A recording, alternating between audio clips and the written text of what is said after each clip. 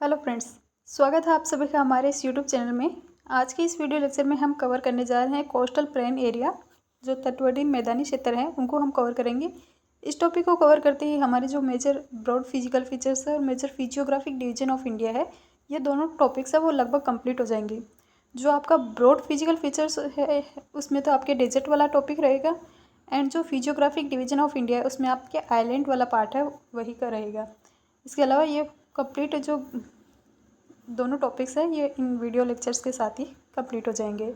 First of all हमने जो भी प्रीवियस वीडियो में देखे थे मेजर प्लेट्यूज एंड प्लेन, जो भी आपके माउंटेन्स रेंज है उनको रिवाइज कर लेते हैं, देन हम उससे आगे का पार्ट है उसे कवर करेंगे। मेजर प्लेट्यूज में हमने देखा था, फर्स्ट हमने देखा था अरावली के ईस्टर्न साइड में मारवाड़ प्लेट्यू या फिर मेवाड़ प्लेट्यू भी इसे कहते हैं। यहाँ पर फ्लो करने वाली जिस रिवर का हमने नाम देखा था, बनास रिवर यहाँ पर फ्लो करती है, तो इसलिए इसका हमें स्लोप है वो भी किस प्रकार से देखने को मिलता है, वेस्ट से ईस्ट।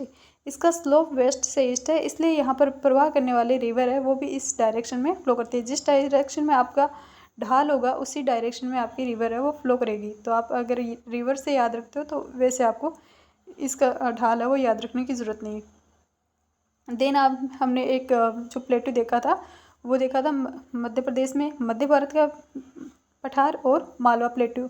मध्य भारत और मालवा प्लेटू दोनों मध्य प्रदेश में लोकेटेड।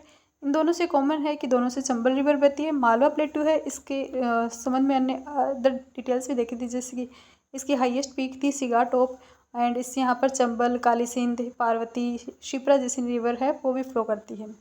फिर हमने देखा था बुंदेलखंड पठार। बुंदेलखंड आपके यूपी के दक्षिण में और एमपी के उत्तर में लोकेटेड है, और यहाँ पर बहने वाली हमने रिवर्स कवर की थी, केन और बेतवा रिवर्स। नेक्स्ट हमने देखा था बघेलखंड पठार। बघेलखंड पठार आपके यहाँ पर एमपी और एमपी के पास ही लोकेटेड छत्तीसगढ़। तो इन दोनों राज्यों में ये स्थित है, एमपी और छत्तीसगढ़ में। एंड यहाँ पर जो फ्लो करने वाली रिवर्स हमने देखी थी, सोन नदी और महानदी, सोन और महानदी रिवर्स है वो यहाँ पर फ्लो करती है। और यहाँ पर पास के राज्यों में स्थित आपके छोटा नागपुर पठार, झारखंड और इसके आसपास के राज्यों में ये लोकेटेड है। एंड इसी छोटा नागपुर पठार से मालदा ब्रांच के माध्यम से आपके मेघालय प्लेटू है वो अलग होता है।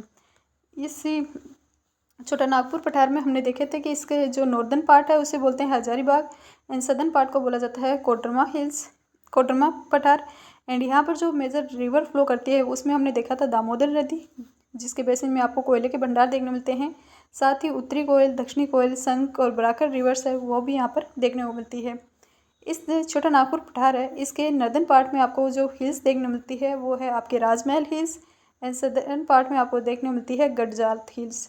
गडजात और राजमहल हिल्स यहाँ पर लोकेटेड है, और ये मालदा ब्रांच के माध्यम से आपके इस छोटा नागपुर पठार से मालदा ब्रांच के माध्यम से आपका मेघालय प्लेटू है वो अलग होता है। मेघालय प्लेटू, इसमें हमने मेजर रूप से कुछ हिल्स कवर की थी, जैसे कि आपके जो मेजर हिल्स हमने 3 कवर की थी, गारो हिल्स, खासी हिल्स एंड गारो खासी जयंतिया हिल्स। इसमें गारो जो हिल्स है इसकी हाईएस्ट पीक हमने देखी थी नोकरेक, खासी पहाड़ी की हमने हाईएस्ट पीक देखी थी शिलोंग, और जयंतिया हिल्स की हाईएस्ट पीक थी मगरक्षी। मगरक्षी है वो इस जयंतिया की है, खासी की है शिलोंग, और गारो हिल्स की है हाईएस्ट पीक नोकरेक। यहीं पे आपको असम वाले पार्ट में आपको करबी ओंगलुंग पठार देखने को मिलता है, जहाँ पर मिकिर और रेगमा पहाड़ियाँ लोकेटेड है। इसी मेघालय प्लेटू की बात करें तो इसकी एक विशेषता और है कि यहाँ पर मानसिन राम और चेरापूंजी वाली जो लोकेशन है जहाँ पर वर्ल्ड की सर्वाधिक औसत वार्षिक वर्षा होती है, तो वो दोनों लोकेशन भी इसी स्थान पर मेघालय प्लेटू में स्थित है। विश्व की सर्वाधिक वर्षा होती है, रेनफॉल सर्वाधिक होती है, यहाँ पर आपको बायोडाइवर्सिटी अधिक देखने मिलती है। देन हमने कवर किया था दंडकारण्य पठार। दंडकारण्य पठार है ये आपके छत्तीसगढ़ एंड उड़ीसा वाला जो पार्ट है इसमें लोकेटेड है, और यहाँ पे मेजर मिनरल्स आपको देखने को मिलते हैं। आपको यहाँ पर आयरन ओर के भंडार देखने को मिलेंगे, बॉक्साइट के भंडार देखने को मिलेंगे। आयरन ओर में हमने दिल्ली राजहरा वाली लोकेशन देखी थी, वहीं बॉक्साइट में हमने उड़ीसा की देखी थी लोकेशन, बोलनगिर, कालाहांडी और कोरापुट वाली लोकेशन देखी थी। फिर आपके आते हैं दक्कन प्लेटू। दक्कन प्लेटू में हमने जो पार्ट कवर किए थे उसमें हमने 3 भागों में दक्कन प्लेटू को डिवाइड किया था। एक हमने देखा था महाराष्ट्र प्लेटू, दूसरा देखा था कर्नाटक प्लेटू, तीसरा देखा था आंध्रा प्लेटू।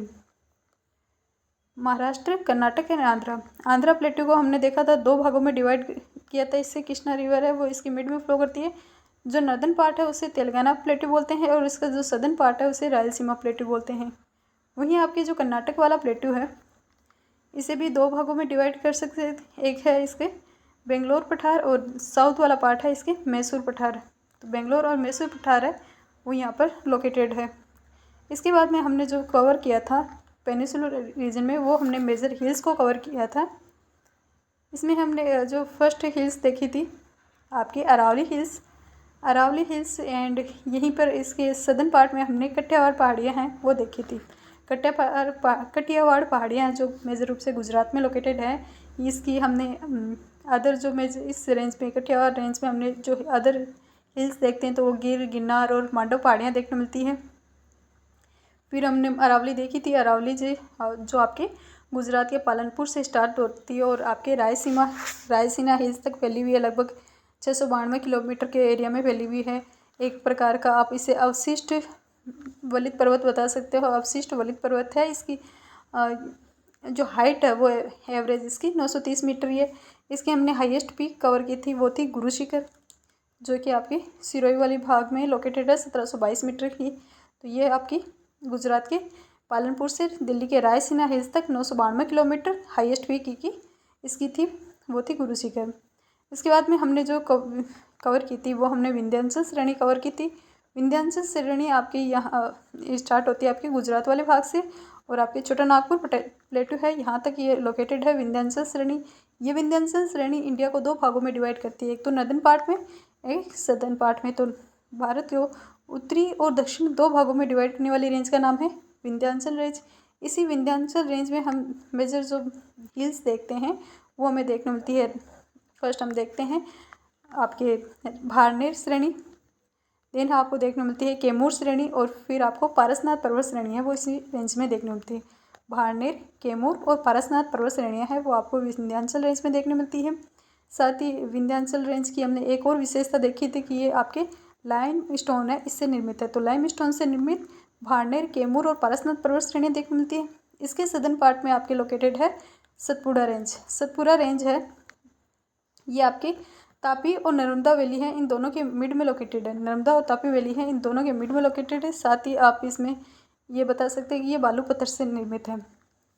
जो आपकी विंध्यांचल रेंज थी, विंध्यांचल रेंज में हमने देखा था कि ये लाइमस्टोन से बनी हुई है, वही सतपुड़ा रेंज है ये आपके बालू पत्थर से निर्मित है।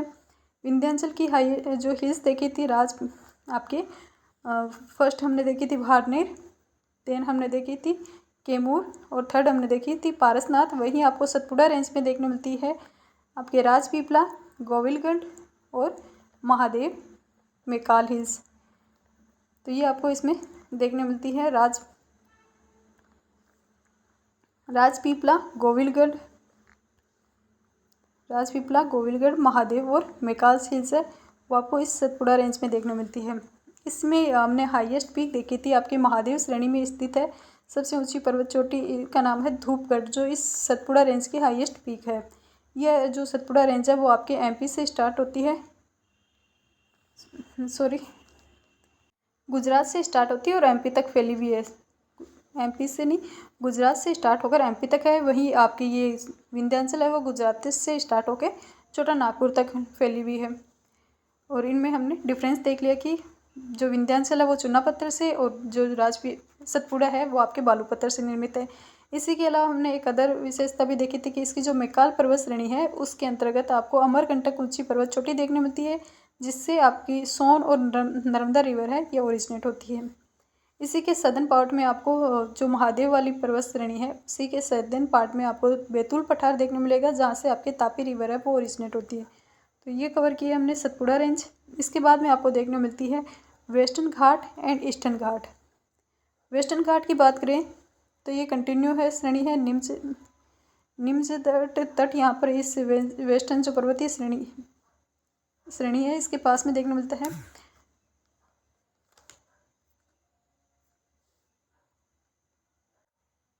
इस वेस्टर्न श्रेणी को हमने 3 भागों में डिवाइड किया था। उत्तरी सह्याद्री जो आपके तापी से आपके 16 डिग्री उत्तरी अक्षांश से है, फिर 16 डिग्री उत्तरी अक्षांश से आपके नीलगिरी हिल्स तक आपको इसमें मध्य सह्याद्री देखने को मिलती है और नीलगिरी हिल्स से दक्षिणी जो भी आपकी कन्याकुमारी वाली लोकेशन है वहाँ तक आपको दक्षिणी सह्याद्री मिलती है। वेस्टर्न घाट को सह्याद्री भी बोला जाता है, सह्याद्री है वो भी वेस्टर्न घाट को बोला जाता है। तो ये तापी रिवर है, इस तापी रिवर से 16 डिग्री उत्तरी अक्षांश तक आपको देखने मिलती है उत्तरी सह्याद्री।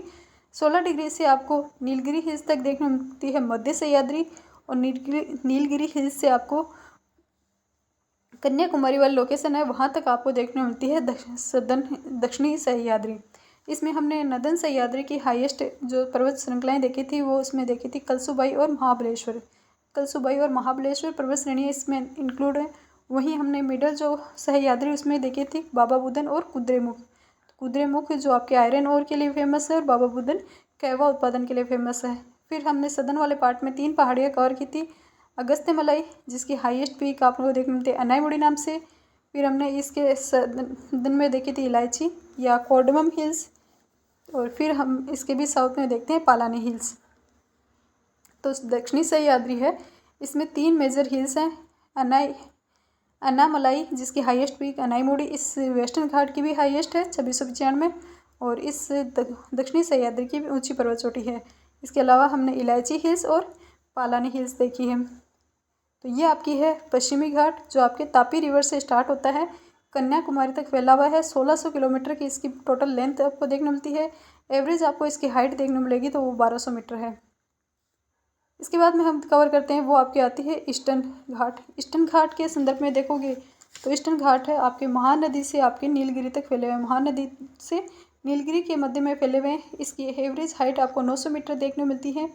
वेस्टर्न घाट की मेजर जो हिल्स आपको देखने को मिलेगी आपके आंध्र प्रदेश में अरामाकोंडा, महेंद्रगिरी उड़ीसा वाले लोकेशन की तरफ। इसी के अलावा यहाँ पर जिंदागाड़ा, नेरामल्ला, एरामल्ला, पालकोंडा, शेषलम की हिल्स है, और तमिलनाडु वाली साइड में आपको जवादी शिवरोय इस प्रकार की हिल्स है वो देखने को मिलती है। फिर हम देखते हैं नीलगिरी हिल्स।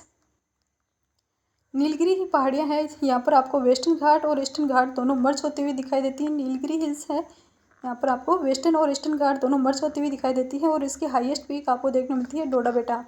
डोडा यहाँ पर एक पाई जाने वाली ट्राइब का नाम भी है, और डोडा बेटा इस नीलगिरी हिल्स की हाईएस्ट पीक है। तो ये हमने प्रीवियस वीडियो लेक्चर के अंदर डिटेल्स से इनके संदर्भ में जानकारी कवर की थी, और आज हम कवर करने जा रहे हैं जो आपकी कोस्टल प्लेन एरिया है, जो आपके कच्छ प्रायद्वीप से स्वर्णरेखा रिवर है यहाँ तक फैले हुए हैं।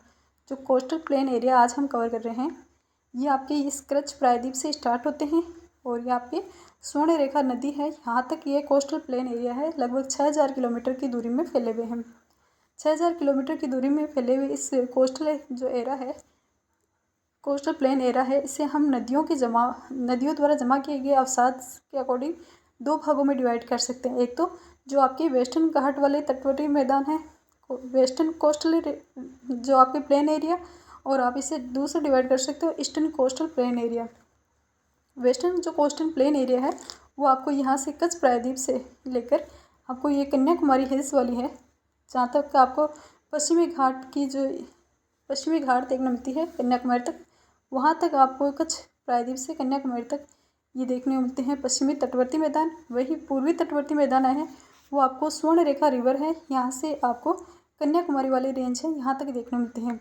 और टोटल ये दोनों की जो लेंथ देखते हैं तो दोनों की टोटल मिलाकर 6000 किलोमीटर है। इसके अलावा हम इसमें मेजर देखें तो इसको भी बाद में हम फर्दर डिवाइड कर सकते हैं। जो आपके पश्चिमी तटवर्ती मैदान है और पूर्वी तटवर्ती मैदान है इसको भी डिवाइड कर सकते हैं। पश्चिमी तटवर्ती मैदान इसको आप डिवाइड करोगे फर्स्ट तो कच्छ के मैदान के रूप में, जो कि आपके गुजरात वाली साइड में है, जहाँ से मांडव पहाड़ से निकलने वाले रिवर्स द्वारा इसका फॉर्मेशन किया गया है। फिर आप डिवाइड करोगे कठियावाड़, जो हमने प्रीवियस वीडियो लेक्चर में देखा था कि यहाँ पर कठियावाड़ हिल्स लोकेटेड है, जहाँ पर आपको गिरनार मांडव हिल्स देखने मिलती है।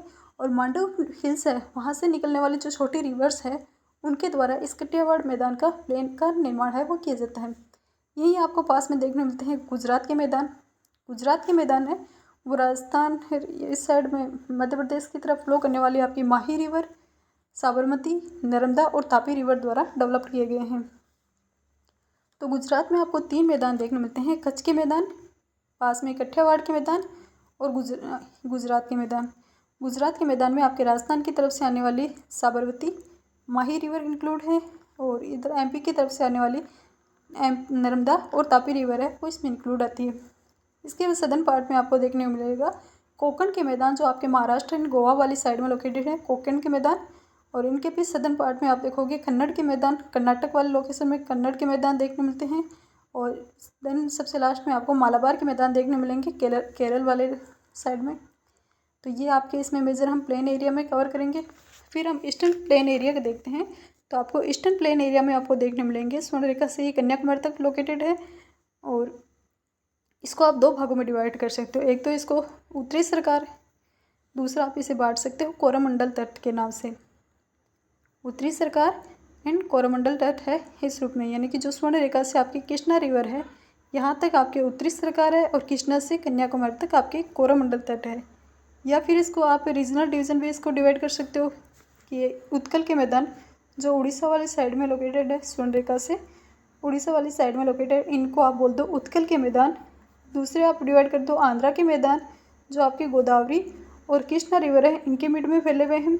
और थर्ड आप बांट दो इनको तमिलनाडु के मैदान जो आपके कावेरी रिवर है इसके यहाँ पर लोकेटेड है।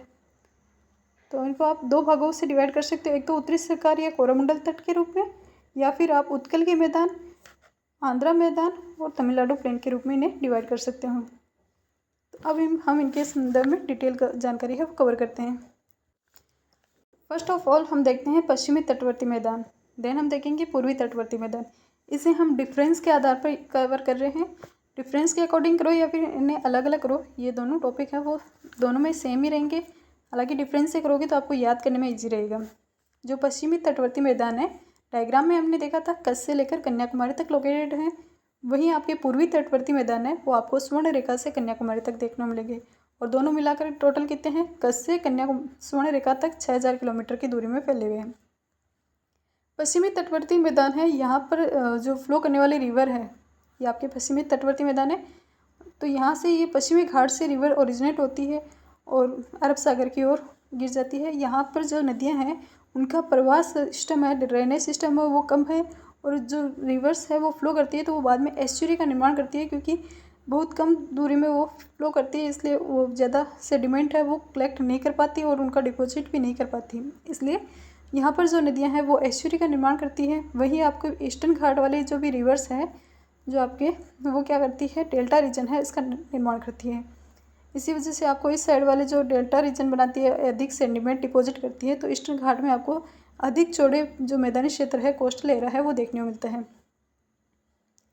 फिर हम इस साइड में जो वेस्टर्न घाट के मेजर रिवर्स देखते हैं तो वो हमें देखने मिलती है आपके साबरमती, माही, नर्मदा, शरावती, जुआरी और Tapi reverse etcetera other rivers भी हैं।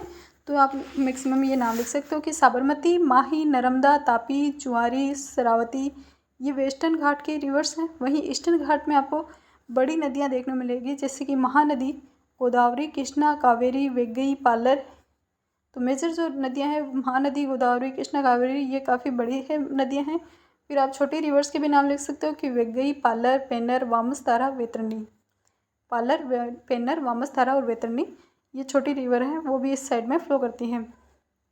आपसे किसी भी ऑब्जेक्टिव टाइप एग्जाम में पूछा जा सकता है, इन रिवर्स का नाम देके पूछ ले कि ये किस साइड फ्लो करती हैं, या फिर साबरमती, माही, नर्मदा रिवर्स के रिगार्डिंग पूछ ले, या फिर आपसे क्वेश्चन पूछा जा सकता है कि महानदी है वो डेल्टा निर्माण करती है या एस्चुरी, तो एस्चुरी किस साइड की नदियाँ हैं वो डेवलप करती है। तो एस्चुरी का निर्माण है वो पश्चिमी तटवर्ती मैदान की ओर फ्लो करने वाले रिवर्स द्वारा किया जाता है। वहीं पूर्वी तटवर्ती मैदान की तरफ फ्लो करने वाले रिवर्स है वो मैक्सिमम डेल्टा का निर्माण करती है। पश्चिमी तटवर्ती मैदान है, इसकी आप है ना चौड़ाई देखोगे तो अराउंड आपको 50 से 100 किलोमीटर की इसकी एवरेज चौड़ाई है वो देखने मिलेगी। इसका स्लोप देखोगे तो एवरेज स्लोप ढाल इसका 64 किलोमीटर है। वहीं आपको इनकी चौड़ाई लगभग 50 से 100 किलोमीटर, ये काफ़ी कम चौड़े हैं। वहीं आप पूर्वी मैदान है इनकी चौड़ाई देखोगे तो ये आपको देखने मिलेगी 100 से 150 किलोमीटर। तो 100 से 150 किलोमीटर है वो चौड़े हैं आपके, विड है वो आपको ईस्टर्न जो कोस्टल प्लेन है इनमें देखने मिलेगी। वेस्टर्न जो प्लेन एरिया है इस साइड जो सॉइल आपको देखने मिलती है वो लेटराइट सॉइल है वो देखने मिलती है। यहाँ पर वाणिज्यिक कृषि है वो की जाती है। इसके वेस्टर्न घाट है और वेस्टर्न कोस्टल एरिया है, इसके आपको सदर्न वाले पार्ट में आपको लेगून झीलें देखने मिलेगी। वहीं आप ईस्टर्न जो प्लेन एरा की कोस्टल एरा की तरफ देखोगे तो ईस्टर्न कोस्टल एरा में आपको जलोढ़ मृदा देखने मिलती है। यहाँ पर जो कृषि की जाती है वो भी एग्रीकल्चर कृषि है, खाद्यान्न कृषि है, वो की जाती है। और इसके उत्तरी और मध्य भाग में आपको लेगून झीलें है वो देखने मिलती है। तो नर्दर्न एंड मिड भाग में आपको इसमें लेगून झीलें देखने मिल रही है ईस्टर्न घाट में, ईस्टर्न प्लेन एरा में। वहीं वेस्टर्न प्लेन एरा में आपको सदर्न वाले पार्ट में आपको लेगून झीलें है वो देखने मिल रही है। तो ये एक इम्पोर्टेंट पॉइंट हो जाता है। फिर हमने इसमें डिवाइड किया था, जो वेस्टर्न प्लेन एरा है इसको हमने डिवाइड किया था कच्छ के मैदान, काठियावाड़ मैदान, गुजरात, कोंकण, कन्नड़ एंड मालाबार मैदान के रूप में इसको हमने डिवाइड किया था। और ईस्टर्न प्लेन एरा है इसको हम डिवाइड कर सकते हैं उत्तरी सरकार कोरोमंडल तट के रूप में, या फिर उत्कल मैदान, आंध्रा मैदान एंड तमिलनाडु मैदान के रूप में इसे डिवाइड कर सकते हैं। फर्स्ट हम देख लेते हैं कच्छ के मैदान। कच्छ के मैदान है, यहाँ पर आपको जो सॉइल देखने मिलती है वो लवणीय मृदा देखने मिलती है। और समतल यहाँ पर जो प्लेन है मैदान आपको देखने मिलते हैं वो भी फ्लैट देखने मिलते हैं, समतल मैदान है वो भी देखने मिलते हैं। तो लवणीय मृदा एंड समतल मैदान है आपको यहाँ पर देखने मिलते हैं। इनका फॉर्मेशन आप देखोगे तो इनकी फॉर्मेशन है वो भी आपके इंडस रिवर है, इसके सेडिमेंट के डिपॉजिट करने से हुआ है। तो इंडस रिवर है उसके सेडिमेंट डिपॉजिट से इन कच्छ के मैदानों का डेवलपमेंट हुआ है। यहाँ पर आने वाले जो टाइड है, हाई टाइड, लो टाइड, इनकी वजह से यहाँ पर आपको लवणीय मृदा है वो देखने मिलती है। फिर इसके बाद में सेकंड आपके आता है काठियावाड़ मैदान। काठियावाड़ मैदान है, यहाँ पर आपको नैरो प्लेन एरिया देखने मिलेगा। मांडव पहाड़ से निकलने वाली जो रिवर्स है उन छोटी रिवर्स के द्वारा इसका डेवलपमेंट किया गया है काठियावाड़ मैदान का, इसलिए ये नैरो प्लेन एरिया है। फिर आपको थर्ड देखने मिलता है गुजरात मैदान। गुजरात के मैदान है ये उपजाऊ है एंड विड है, ये काफ़ी चौड़े मैदान है। इनका फॉर्मेशन है वो हमने देखा था कि माही, साबरमती, नर्मदा, तापी जो रिवर्स है वो इस साइड ही फ्लो करती है, तो उन रिवर्स के द्वारा इनका डेवलपमेंट है वो किया गया है। तो ये अधिक उपजाऊ है और इनकी चौड़ाई भी आपको अधिक देखने मिलती है। फिर फोर्थ आपको देखने मिलता है कोंकण के मैदान। कोंकण के मैदान आपके महाराष्ट्र एंड गोवा में लोकेटेड है। और यहाँ जो कोंकण वाले मैदान है महाराष्ट्र एंड गोवा वाले में, तो ये सकड़े मैदानी क्षेत्र है, ये पथरीले हैं, इसलिए यहाँ पर नॉर्मल कृषि नहीं की जाती जबकि वाणिज्यिक कृषि की जाती है। और आम्र वर्षा आपको मैंगो सावर है वो इस साइड देखने को मिलती है। मैंगो सावर किसे बोलते हैं? जो प्री मानसून रेनफॉल होती है उस प्री मानसून रेनफॉल कोई क्या बोला जाता है, मैंगो सावर इस साइड में बोला जाता है। फिर आपको इसमें फिफ्थ वाला पार्ट है, आप इसमें देखोगे कन्नड़ के मैदान। कन्नड़ मैदान है वो आपको कर्नाटक में लोकेटेड दिखाई देंगे। पश्चिमी घाट के से गिरने वाले जो भी रिवर्स हैं उनके द्वारा यहाँ पर देखने मिलता है, डेवलपमेंट है वो किया गया है। इन कन्नड़ मैदान में आपको शरावती नदी है, यहाँ पर जोगफॉल नाम से एक वाटरफॉल देखने मिलता है। तो यहाँ पर इन कन्नड़ के मैदानों में जो फ्लो करने वाले रिवर्स है उसका नाम है शरावती, जिसके द्वारा एक वाटरफॉल का डेवलपमेंट किया जाता है। इस वाटरफॉल का नाम है जोगफॉल। जोगफॉल वाटरफॉल है, इसका डेवलपमेंट है वो किया जाता है। इसी जोगफॉल को महात्मा गांधी वाटरफॉल के नाम से भी जानते हैं, या फिर इसे कुछ जगह इसे गेरोसोपा नाम से भी कहा जाता है। गेरोसोपा यह महात्मा गांधी वाटरफॉल है, वो भी इससे कन्नड़ शरावती नदी पर बने वाटरफॉल को कहते हैं। अब सबसे लास्ट में आपको देखने मिलता है 6 नंबर का, वो आपको देखने मिलता है मालाबार के मैदान। मालाबार के मैदान है ये आपके केरल में लोकेटेड है।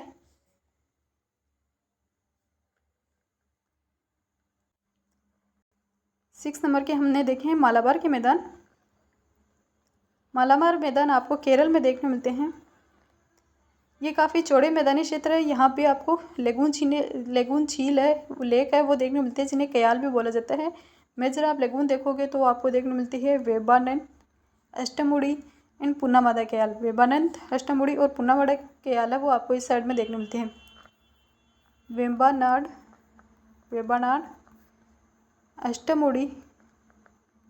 अष्टमुड़ी एंड पुन्नामादा कयाल है वो आपको इस साइड में देखने मिलती है। तो ये हमने कवर किए हैं वेस्टर्न प्लेन एरा।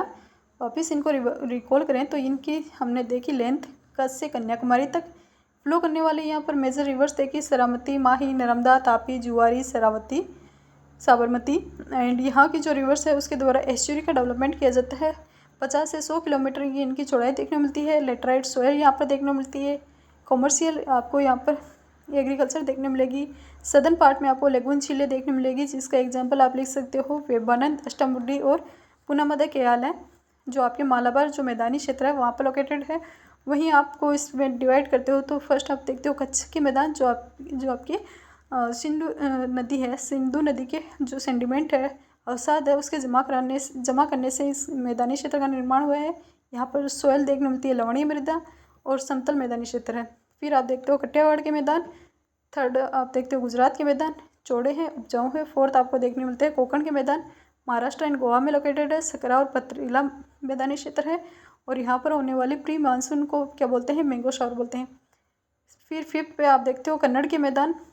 कन्नड़ के मैदान कर्नाटक में लोकेटेड है और वेस्टर्न घाट से गिरने वाली जो नदियाँ है वो यहाँ पर वाटरफॉल का निर्माण करती है, जिसमें हमने मेजर देखा शरावती नदी पर जोग फॉल या महात्मा गांधी वाटरफॉल। 6 आपने देखा है मालाबार के मैदान। मालाबार के मैदान है वो केरल में स्थित है, चौड़े मैदानी क्षेत्र है और यहाँ पर आपके सदर्न पार्ट में आपने अष्टामुडी, वेम्बनाड और पुनमदा कयाल है उनको कवर किया है। इसके बाद में हम देख रहे थे पूर्वी तटवर्ती मैदान, जिनकी हमने देखते हैं कि इनकी लंबाई आपको देखने मिलेगी कहाँ से, स्वर्ण रेखा से कन्याकुमारी तक पूर्वी तटवर्ती मैदान है वो लोकेटेड है। इस साइड में फ्लो करने वाले रिवर्स है, उनके द्वारा डेल्टा का निर्माण है वो किया जाता है। तो इस साइड फ्लो करने वाले रिवर्स किसका फॉर्मेशन करती है, डेल्टा बनाती है। मेजर रिवर्स हमने देखी थी महानदी, गोदावरी, कृष्णा, कावेरी, वेगई, पालर, पेन्नर, वामसधारा और वेतरणी रिवर्स है वो हमने कवर की। यहाँ पर फ्लो करने वाली रिवर्स है वो बड़ी नदियाँ हैं, अधिक सेंडिमेंट डिपॉजिट करती हैं, इसलिए इस मैदानी क्षेत्र की आपको चौड़ाई है वो भी 100 से 150 किलोमीटर तक देखने को मिलती है। मेजर यहाँ पर जलोढ़ मिट्टी है वो देखने मिलती है और खाद्यान्न कृषि है वो की जाती है। इसी पूर्वी तटवर्ती मैदान है, इसके नदन एंड मिड वाले भाग में आपको लेगून झीलें देखने मिलेगी। इसके हमने डिवाइड किया था उत्तरी सरकार एंड कोरोमंडल तट के रूप में। उत्तरी सरकार इसे बोला जाता है स्वर्ण रेखा से कृष्णा नदी है, इसके मिड पे बोला जाता है उत्तरी सरकार। वहीं आपके कृष्णा रिवर से कन्याकुमारी तक इसको बोला जाता है कोरोमंडल तट। कोरोमंडल तट है वो कृष्णा से कन्याकुमारी तक बोला जाता है। उत्तरी सरकार स्वर्ण रेखा से कृष्णा नदी तक बोला जाता है। फिर आप इसमें देखते हो इसको अदर पार्ट में रीजनल डिवीजन भी आप इसे कर सकते हो। जो उड़ीसा में लोकेटेड है उसे उत्तल मैदान कहा जाता है, जहाँ पर महानदी फ्लो करती है और चिल्का झील आपको इसमें देखने मिलेगी। फिर आपको इसमें आंध्रा का मैदान देखने मिलते हैं, जहाँ पर आपको गोदावरी और कृष्णा नदी का फ्लो एरिया देखने मिलेगा और कोल्लेरू और पुलिकट लेक है वो देखने मिलती है। थर्ड आप इसमें देखोगे तमिलनाडु के मैदान, जहाँ पर आपको कावेरी नदी का फ्लो एरिया देखने मिलेगा और इसी तमिलनाडु वाले प्लेन एरिया है, इसको खाद्यान्न का कटोरा भी कहा जाता है। तो तमिलनाडु का जो मैदानी क्षेत्र है यहाँ पर मेजर रूप से चावल की कृषि की जाती है, राइस कल्टीवेशन किया जाता है। राइस कल्टीवेशन किए जाने के कारण ही इस तमिलनाडु वाले मैदान को दक्षिण भारत का खाद्यान्न का कटोरा है, खाद्यान्न का बाउल है वो कहा जाता है। तो ये हमने कवर किए हैं आज मेजर जो कोस्टल प्लेन एरिया है, western coastal plain and eastern coastal plain. इसी के साथ ही आपका जो मेजर फिजियोग्राफिक डिवीजन वाला पार्ट है और major physical features of India है ये कवर होते हैं।